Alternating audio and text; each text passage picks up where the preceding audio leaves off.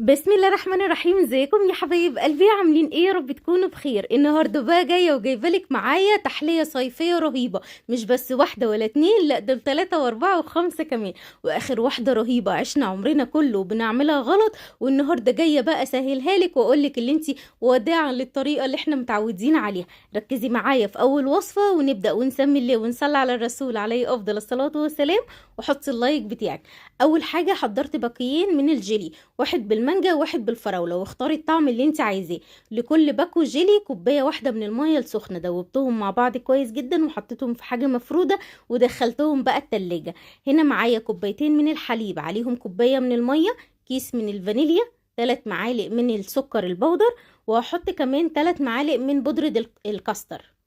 لو انتي اول مرة تتفرجي عليا ما تنسيش تحطي اشتراك وتفعلي الجرس على كلمة الكل عشان يوصلك كل الفيديوهات يا ست الكل. رفعتهم بقى على النار وقعدت مستمرية في التقليب لحد ما الكاستر تقل معايا بالشكل دوت كده. بقى هنا معايا مهلبية كاستر طعمها خطير يا جماعة.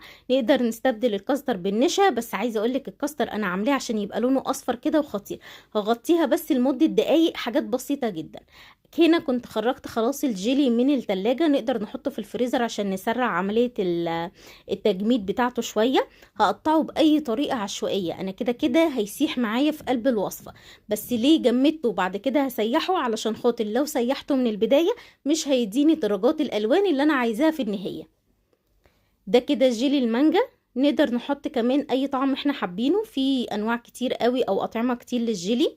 اللي انت بتحبيه اعمليه. في تفاح اخضر بيبقى خطير، ممكن تستخدمي كريز او بطيخ. خلاص كده قلبت كله مع بعضه. الكاستر كان معايا هنا دافي مش سخن قوي، تمام، ودوت المطلوب. هبدأ بقى انزل بالجيلي واديها تقلبتين كده، بس كده ده اللي انا عايزاه. عايزه درجات الالوان زي ما انت شايفه كده. في اي كوبايات بقى او كاسات متوفره عندنا نقدر اللي احنا نحطه جواه. نقدر كمان نعمله كله في صينيه واحده ونقطعه كده وندي للولاد كل واحد قطعه في طبق. في النهايه بتبقى خطيره والطعم حلو قوي. بعد ما دخلته التلاجة كده تقريبا بحوالي 3-4 ساعات، ده شكله بعد ما خرج من التلاجة. بصي درجات الالوان حلوة قوي، وطعم الكاستر مميز جدا، وطعم الجيلي كريمي كده بيدوب في البق. حاجة سهلة وسريعة ومنعشة في الجو الحر دوت، وتقريبا كده ممكن نقول عليها اقتصادية شوية. خطيرة يا جماعة. نقدر نستخدم نوع واحد بس من الجيلي، نقدر نستخدم اكتر من نوعين، براحتك خالص. المعلقه بتجر معلقه، والكوبايه ساقعه بقى ومنعشه، وعايزه اقولك جميله، لازم تجربيها بنفس الطريقه. بصي الطبقات من جوه عامله ازاي. تعالي ندخل على الوصفه اللي بعد كده، والوصفه دي ببيضايه واحده بس عملت صاج كامل من الجاتو. زي ما انت شايفه كده، بسم الله ما شاء الله، طعمه حكايه. مش مكلف ولا اي حاجه، حاجات اقتصاديه موجوده في البيت، تقدري تقومي تفرحي بيها كل اللي موجودين عندك. ولو حد عندك عيد ميلاده في شهر 8 او في اي شهر من الشهور، يلا اعملوا لهم الحلو دوت خطير. التسوية حلوة جدا، وكمية الصاج الكبيرة اللي انت شايفاها دي 30 في 40. عملتها كلها بأقل الإمكانيات بحاجات بسيطة جدا موجودة عندنا في المطبخ. أول حاجة حضرت بضاية، ونزلت بكوباية لربع من السكر. نقدر نخليها كوباية لو بنحب الحاجة مسكرة قوي. هدوبهم مع بعض كويس جدا، وهنزل بنص كوباية من الزيت. ونقدر نستبدل الزيت بالسمنة لو مش متاح عندنا زيت. هحط معلقة كبيرة من الخل الأبيض، وهحط كوباية من الحليب. والحليب هنا أنا كنت لسه غلياه فمعايا سخن. لو الحليب اللي عندك ساقع مفيش مشاكل، المتوفر عندك استخدميه. هحط بقى هنا الدقيق، والدقيق أنا مستخدمة كوبايتين ونخلاهم. وهحط كيس من البيكنج باودر ورشة ملح بسيطة. هقلبهم مع بعض كويس جدا بالشكل ده، وكده بقى معايا كيكة خطيرة. اتاكد تماما ان الدقيق اختفى، وهجيب من تحت لفوق كده علشان خاطر ما يكونش فيه دقيق من تحت. حسيت اللي هي تقيله شويه او تقيله على ايديا وانا بضرب، هنزود كده من معلقه لمعلقتين ميه، لو متاح لبن ممكن نحط.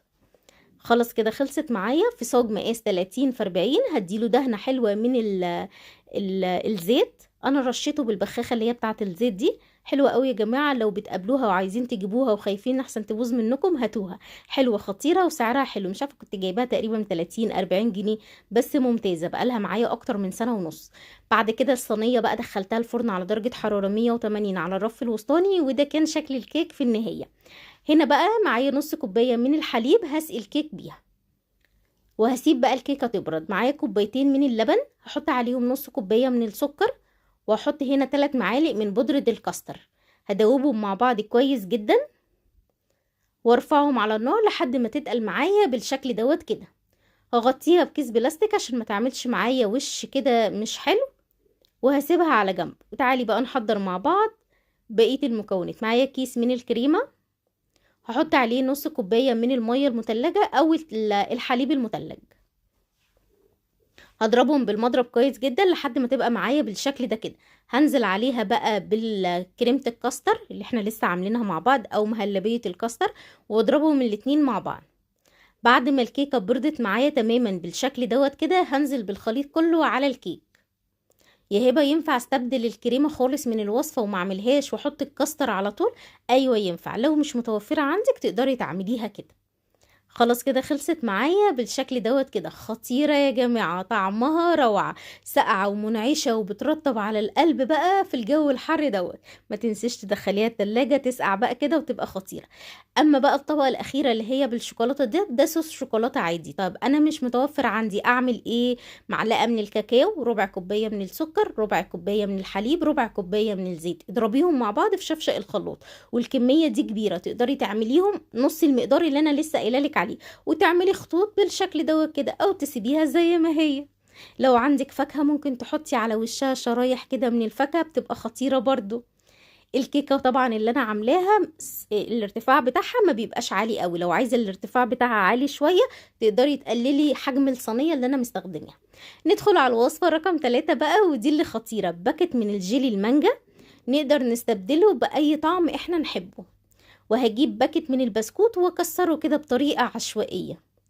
هحط بقى كوباية من المية، والمية اللي انا مستخدماها دي مية مغلية يعني سخنة. بعد كده هحضر معايا بقى هنا حوالي معلقتين كبار هرميين من السكر، ومعايا بقى هنا كده علبة قشطة او قشطة وش اللبن المتوفر عندك. انا بصراحة كان عندي قشطة وش اللبن، انا استخدمت كده المقدار اللي انتوا شفتوه دوت، تقريبا ربع كوباية بمعدل علبة يعني. هضرب بقى الكلام ده كله مع بعضه بالهاند بلندر او في الخلاط المتوفر عندك اشتغلي فيه. لو في الخلاط حطي بقى المكونات كلها في الخلاط واديله ضربة. هتأكد تماما اللي كله اتضرب مع قلب بعضه، وكمان البسكوت داب معايا تماما. في المرحلة دي هنزل بكوباية كمان من المية، واديها بقى ضربة كده. وكده بقى معايا الحلو بقى الساقع المنعش اللي انتي لو كلتيه مش هتبطلي تعمليه. وعايزة اقولك دي وصفة برضو اقتصادية. هنا انا حطيته في شفشق الخلاط، لكن مش هشغل شفشق الخلاط. انا مجرد بس اللي انا هصب، يعني هصب بالشفشق الخلاط عشان اقدر اللي انا احطه جوه الكوبايات، لان الطبق اللي انا اشتغلت بيه ما كنتش هينفع اللي انا اصب بيه. هحطه بقى في كوبايات او كاسات او اطباق صغيره بتاعت رز بلبن المتوفر عندنا. انا نصيحة مني اعملي بدل الباكو اعملي 2، ولو عملتي 2 باكت من الجيلي هتحطي عليهم 4 كوبايات من المية. وطبعا هتضعفي بقى كل حاجة، البسكوت يبقوا 2 برضو. لانها ايه بقى؟ لانها بسيطة وسهلة وطعمها حلو جدا، والولاد هيقولولك عايزين منها تاني وهياكلوها في وقتها على طول. انا بصراحة ندمت اللي انا ما عملتش بدل واحد 2، لان عملتها بعد كده بالفراولة. طلع طعمها حلو قوي لذيذة يا جماعة، جربوها هتعجبكم ان شاء الله. الجيلي مش مجرد جيلي نسخن كده شوية مية ونعمل جيلي للولاد وخلاص، لا، الجيلي دلوقتي دخل معانا في كل الحلويات. تعالي ندخل بقى على الوصفة دي. والوصفة دي انا هستخدم المج اللي هو بتاع الشاي اللي موجود في كل بيت. هتعملي ايه؟ هقولك دلوقتي. هاخد 3 كوبايات من دقيق السميد اللي هو الناعم السادة اللي معلهوش اي اضافات خالص، وهحط كمان عليه نص كوباية من جوز الهند الناعم برضو. هعمل بسبوسة، بس البسبوسة المرة دي بقى هعملها خطيرة كده، رشة ملح بسيطة. وهقلب الكلام ده مع بعضه كويس جدا، مع الإضافة طبعا بقى لمعلقة صغيرة هرمية من الكيك شيف أو البيكنج باودر. هقلبهم مع بعض بالشكل دوت كده، واتأكد بقى اللي كله اتقلب معايا. معايا هنا نص كوباية من الزيت، نقدر نستبدلها بالسمنة لو متاح. قلتلك اللي هي وصفات اقتصادية، يعني اقتصادية. نص كوباية من السكر، عليها كوباية من المية، وهستخدم باكت من الفانيليا. نقدر نحط فانيليا سايلة لو متاحة عندنا، وهحط حوالي معلقتين كبار كده من العسل النحل، العسل الابيض. لو مش متاح عندنا نقدر نستبدله بمعلقة كبيرة من عسل الجلوكوز، نقدر نستبدله بمعلقتين من العسل بتاع الكنافة التقيل اللي احنا بنعمله ونخليه عندنا في التلاجة لأي وصفة نحتاجها. بالنسبة بقى للتقليب، هقلب لحد ما السكر يدوب معايا تماما. في المرحلة دي كده خلاص، كده خلصت التقليب كله. هنزل بقى ببقية الكمية كلها على الخليط الجاف، وافضل مستمرية بقى في التقليب. بس هنا بقى في خطوة مهمة جدا، ما تقلبيش كتير. قلبتي واحدة في التانية خلاص كده التقليب خلص معايا او الخليط شرب السوائل، ما تقلبيش تاني. معايا صينية فيها معلقة كبيرة من الزيت ونص معلقة من الطحينة، دهنت الصينية بيهم، وهنزل بالخليط بفرده بالشكل ده كده. هخبطها بقى خبطتين على الرخامة، هتلاقيها بقت معاكي جميلة. بالنسبة للناس اللي بتسألني يا هبة فين صندوق الوصف، صندوق الوصف دوسي على عنوان الفيديو اللي انت بتتفرجي عليه، هيظهر لك صندوق الوصف. صندوق الوصف بحط لك فيه كل اللينكات اللي انت حابة اللي انت تتفرجي عليها. بالنسبة لفيديو الحلويات الشرقية اللي انتوا طلبتوه مني، هتلاقيه موجود في صندوق الوصف. الاكلات اللي من غير لحوم خالص برضو هتلاقيها موجودة في صندوق الوصف. معايا بقى هنا العسل، كوباية ونص من السكر، هحط عليها بقى كوبايتين من المية،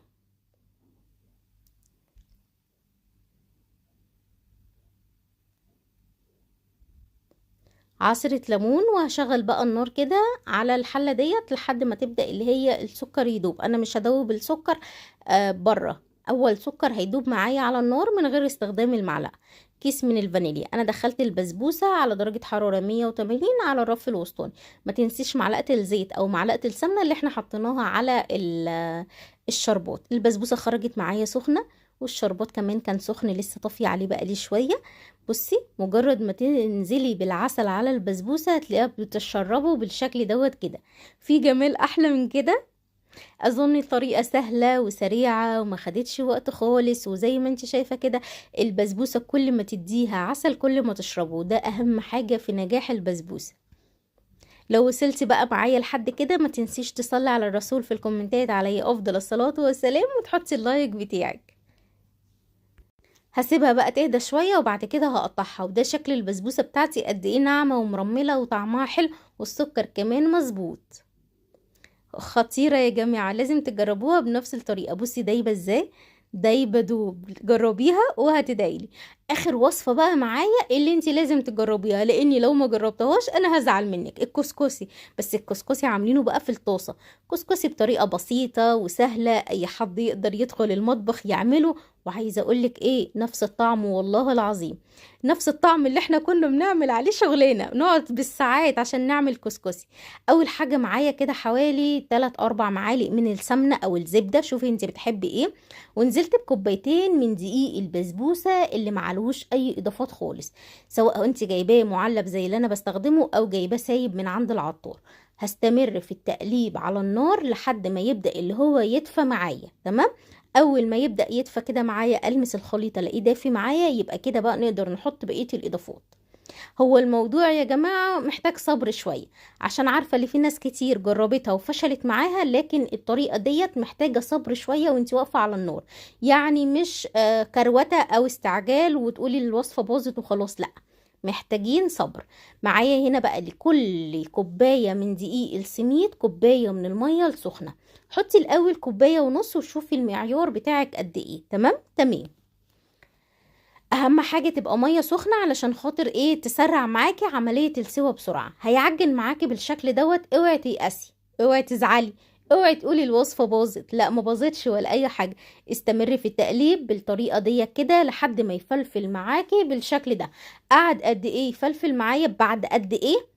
والله العظيم لو قلتلك مش هتصدقي. 20 دقيقة، 20 دقيقة مستمرية في التقليب. زهقت، اتخنقت بصراحة بيني وبينك، بس النتيجة بصراحة ابهرتني. هفضل بقى مستمرية في التقليب لحد ما يتشرب معايا ويبقى بالشكل ده كده. انا كهبة بحب اصلا في الطريقة العادية الكسكسي العادي بتاعنا اللي انا ازود معلقتين سكر وانا بسخنه على النار. فبنفس القصة وانا هنا كده قبل ما اطفي بشوية حطيت معلقتين سكر واديته تقليبة. السكر بيحلي كده الطعم وبيخلي طعمه حلو قوي. سكر عادي خالص من اللي احنا بنستخدمه للشاي، مش بودر ولا اي حاجة. خلاص كده خلص معايا بالشكل ده. هغرفه بقى في الاطباق. خطير والله العظيم. كل اللي ضاقوا عندي معرفش اللي انا عاملاه من دي البسبوسه. بعد كده ارش على وشه بقى شويه سكر عادي، السكر البودر، واحط بقى معلقه من جوز الهند، شويه مكسرات، شويه زبيب. قلتلك اخر وصفه خطيره، ودي اخر وصفه معايا. هستناكي بقى تجربي كل الوصفات اللي انا بعملها. ما تنسيش تحطي اشتراك لو اول مره تتفرجي عليا. تنسيش تحطي اللايك وتصلي على الرسول في الكومنتات. عليه افضل الصلاة والسلام. والسلام عليكم.